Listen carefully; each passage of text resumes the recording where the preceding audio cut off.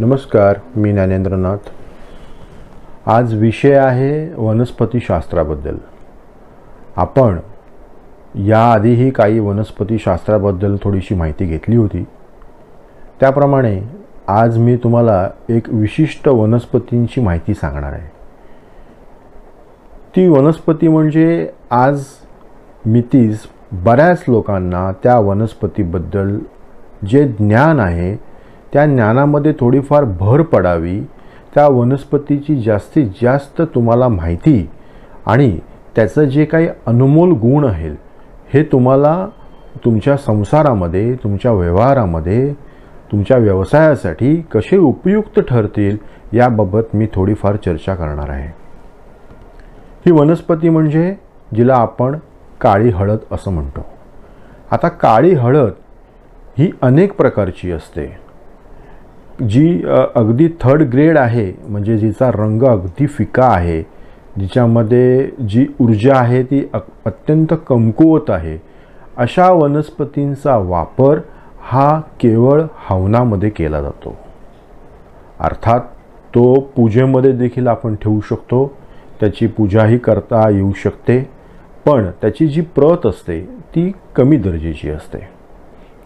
यामध्ये सर्वश्रेष्ठ जी काळी हळदीमध्ये जी श्रेष्ठ आहे तिला भद्रकाली असे म्हणतात। आता भद्रकाली ही वनस्पती काळी हळदच, पण तिचा संपूर्ण रंग जो आहे हा गडद काळ्या रंगाचा असतो। आणि ही वनस्पती ज्या वेळेला तुमच्या देवघरामध्ये तुम्ही पूजेला ठेवता त्यावेळेला तुमच्या घरामध्ये जे धन येतं त्याची सतत बरकत होत राहते। काळ्या हळदीपासून मिळालेलं धन, त्याच्यानंतर तुम्हाला मिळालेली मालमत्ता ही अत्यंत शुभ आणि अनेक पिढ्या तुम्ही त्याचा उपभोग घेऊ शकता। या काळी हळदीची जी पूजा करण्याची जी पद्धत आहे ती अशी आहे की अगदी नाममात्र देखील जी ऊर्जित अशी काळी हळद जर तुम्हाला मिळाली तर ती एखाद्या स्टीलच्या वाटीमध्ये, काचेच्या वाटीमध्ये तुम्ही ती ठेवू शकता। ती ठेवून त्याच्यावरती अगदी चिमूटभर अगदी तुम्ही कुंकवाचा अभिषेक करायचा आहे। विशेष करून तुमच्या घरातल्या ज्या स्त्रीनी, तुमची जी गृहलक्ष्मी आहे, तुमची पत्नी आहे, माता आहे, भगिनी आहे, अशा कुठल्याही स्त्रीनी घरातल्या त्या हळदीवरती कुंकवाचा अभिषेक करायचा आहे। आणि अभिषेक करताना फक्त ओम क्रीम नमः, मी मंत्र पुन्हा म्हणतो आहे, ओम क्रीम नमः असं म्हणून त्याच्यावरती कुंकू टाकायचं आहे। हा कुंकू वाहिल्यानंतर दुसऱ्या दिवशी हाच कुंकू त्या माता, भगिनी किंवा तुमची जी पत्नी आहे हिने आपल्या मस्तकी धारण करायचं आहे। आपल्या भ्रूमध्यावरती जिकडे कुंकवाचा टिळा लावला जातो तिथे तो लावायचा आहे। घरातल्या काही ज्या अडचणीचा काळ आहे, मग तो जर जो काय पाळतो आपण 4 दिवस किंवा 7 दिवस, तर तो काळ या वनस्पतीला पूर्णपणे सुरक्षित करण्यासाठी तिला झाकून ठेवावे। ज्यांचे देवघर वेगळे आहे, अलिप्त आहे, ज्याला दरवाजे आहेत, पडदे आहेत, ते तर पाळणूक करतात, पण ज्यांच्या घरामध्ये अगदी वनरूम किचन आहे आणि किचनमध्येच तो देवघर ठेवलेला असतो आणि मग त्याच्यामध्ये ती संपूर्ण देवाची पूजा केली जाते, त्या लोकांना मला अगदी विनम्र अगदी आवाहन करायचं आहे की ह्या तुम्ही देवघराला एक छोटा पडदा करून घ्या आणि तुमच्या ह्या अडचणीच्या काळामध्ये तिची पूजा करू नका आणि तुम्ही तिच्यावरती तुमची सावली पडेल असं तुम्ही तिथे वावरू नका। आता काळी हळदीमध्ये अत्यंत प्रभावी ही जी भद्रकाली आहे हिला अनेक प्रकारची ताकद आहे। जे तांत्रिक लोक आहेत ह्या तंत्र मार्गामध्ये ह्या वनस्पतीच्या मार्गाने प्रत्यक्ष काली माताला सिद्ध करून तिच्याकडनं अपेक्षित वर मागून आपल्या साधकाला, आपल्या याचकाला ते सिद्ध करून त्याला मनोभावे इच्छित वर देत असतात। मग ते धनप्राप्तीचं असून दे किंवा मग त्याचं मर्यादा असू दे किंवा मग त्याला जी काय संजीवनी हवी आहे किंवा इतर त्याचं जे काही आयुष्य आहे किंवा त्याला कुठल्या साधनेमध्ये जर प्रावीण्य मिळवायचं असेल तर ह्या भद्रकालीचा अनमोल असा उपयोग होऊ शकतो. पण सध्या बाजारामध्ये याचा पूर्णपणे गैरवापर केला जातो, गैरमार्गाने दिशाभूल केली जाते.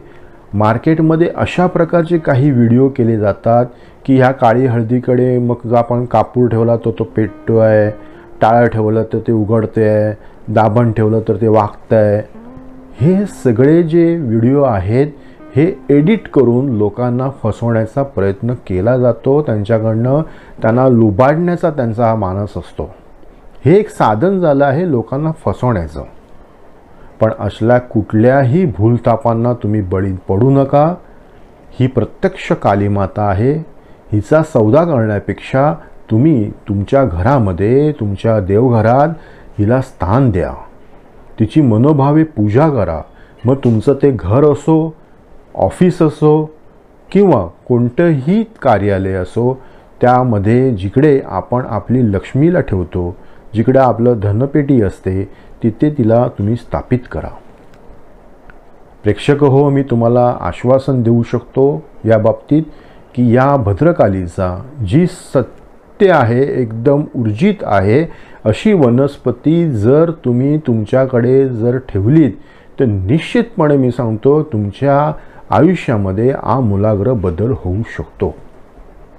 परंतु मार्केटमध्ये आज कोणी सांगतो मला स्वप्नामध्ये येऊन, कोणी गुरूंनी मला काहीतरी सांगितलं ही वस्तू दे, कोणतरी काही किमतीमध्ये ती विकल्या जात आहेत, लोकांना फसवलं जात आहे. नुसती काळी हळद घेऊन ती ठेवण्यात काहीही अर्थ नसतो. तिला ऊर्जित अवस्थेमध्ये आणून मग तिची पूजा करणं हे गरजेचं आहे. आणि ज्याला ही किमया जमली तोच ही व्यक्ती तुम्हाला व्यवस्थित ती वनस्पती देऊन तुमचं पूर्ण जीवन जे आहे हे सफल करू शकतो. माझी तुम्हाला विनंती आहे, तुम्ही तुमच्या गुरूंकडे याच्यासाठी मागणी करा, हट्ट करा, त्यांना सांगा की मला अशी वनस्पती हवी आहे, तुम्ही तुमच्या साधना बळावरती मला ही सिद्ध करून द्यावी आणि तुम्ही तुमचं जीवन उज्ज्वल करावं.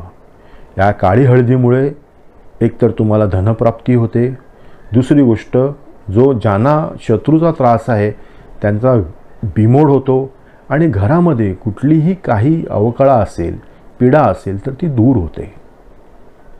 प्रेक्षको, ह्या व्हिडिओच्या माध्यमातून मी तुम्हाला इतकं आश्वासन देऊ शकतो, ही जर वनस्पती आपल्याला मिळाली तर आपलं भाग्य उजळायला वेळ लागणार नाही. तरी मी या व्हिडिओचा आता निरोप घेऊन आपल्याला विनंती करतो की जास्तीत जास्त हा व्हिडिओ शेअर करा, लाईक करा, सबस्क्राईब करा आणि आपलं सदैव प्रेम माझ्यावरती आणि माझ्या या चॅनलवरती ठेवा. इतकं सांगून मी आपली रजा घेतो. धन्यवाद. नमस्कार.